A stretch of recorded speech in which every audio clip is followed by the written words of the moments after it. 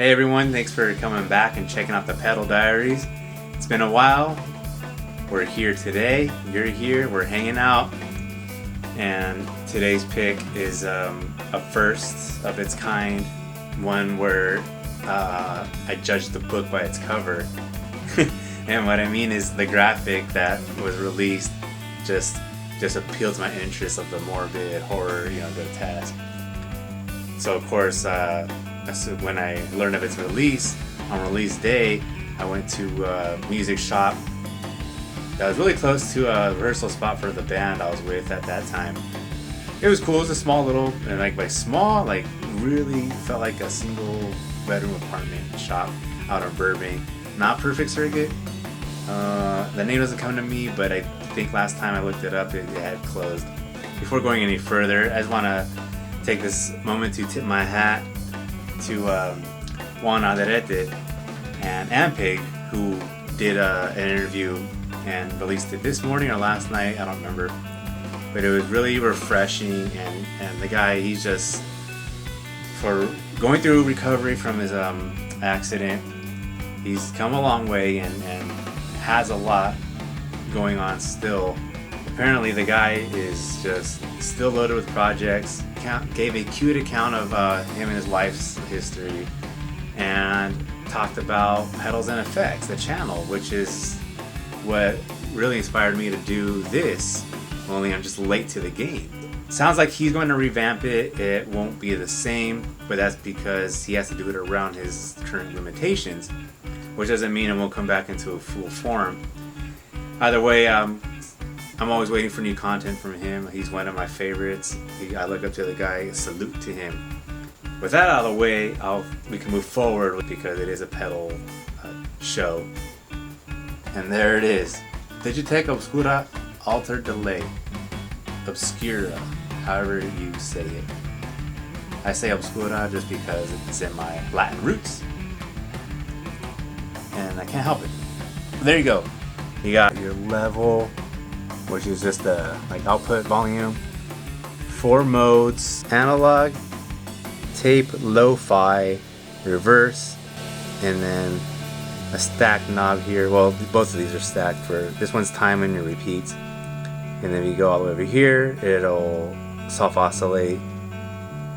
They call it looper mode, but it just self-oscillates and goes nuts. And then your tone and degrade, which to me, these are more, the degrade is more prominent in the lo-fi and tape mode, and then tone is just tone, But check out the graphic. That's me, right? Freaking skull, skeleton. This thing belongs in a oddity shop. Of course, when I saw it, there was just no questioning. Just go buy it, put it in my collection. It's in the name, it's a delay, you can't have enough of them, and you can't have enough dirt pedals. Distortion, that's like the 2 commandments in pedals, right? It's part of Digitech's line of what I would call their boutique style pedals, where they ditched their old chassis from the Hardwire series that preceded this series, and then before that was the FX series. No, the X series, and then the FX series. Those were more blocky, chunky, and these are more streamlined and more compact. But these don't run off of the 9-volt battery, just the 9-volt adapter. These were great. I only picked up this one from that quote-unquote boutique line. I call it that. I'm not sure if it's officially called that. But they released, the Ventura Vibe, Dirty Robot, Freak Out. I think it was Nautilus, Polera. That Polera is stupid expensive. I should have bought that one too, which is a reverb.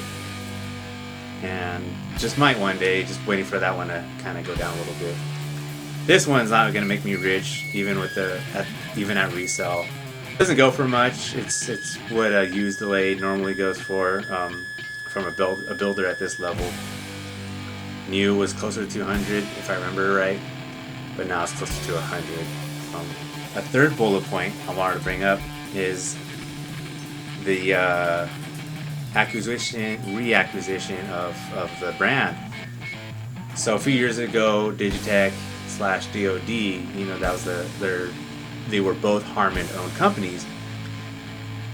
Both pedals that I really love when it comes to the big name builders, and some other names, or you know, you got Boss, but those are like your training wheel pedals.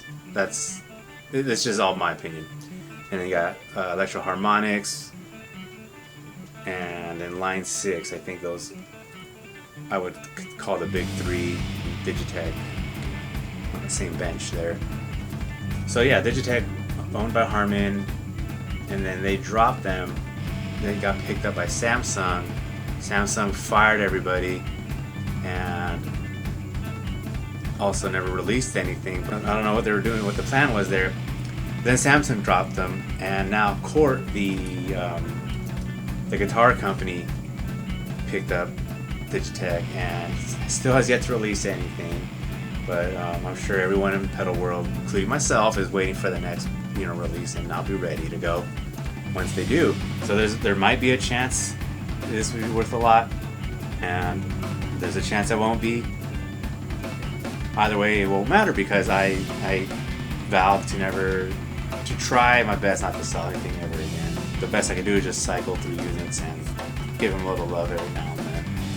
If I have to give you a pro and a con, pro is it's versatile, and to me it is dark and suitable to bass. Could get muddy, but easy to clean up. Just mess with your EQ. Favorite setting is probably low-fi or tape, and ramp up the degrade, and you kind of get like just that lo-fi kind of warped vinyl sort of voicing out of it. A con is that to engage tap tempo, you don't just tap the foot switch. You have to press in for, like 3 seconds, and then it'll engage tap tempo, and then you tap in your time again. And then you would think, oh, click it to turn off the effect, but no, you have to hold it again for 3 seconds to switch back, then click it again, and it's off. My favorite graphic, even today, currently, out of all my units, this still holds true.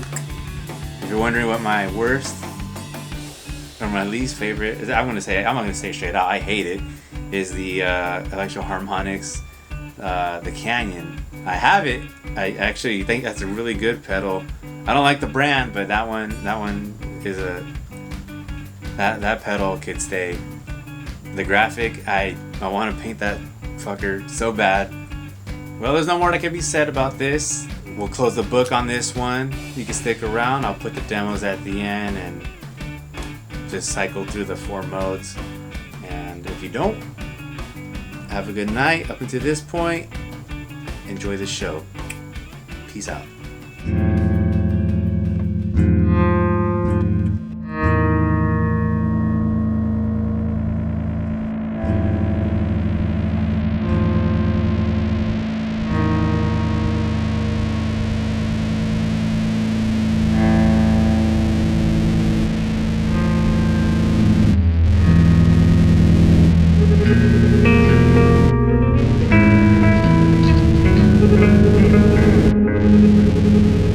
So here's the part where I was going through the different modes and showing off different settings.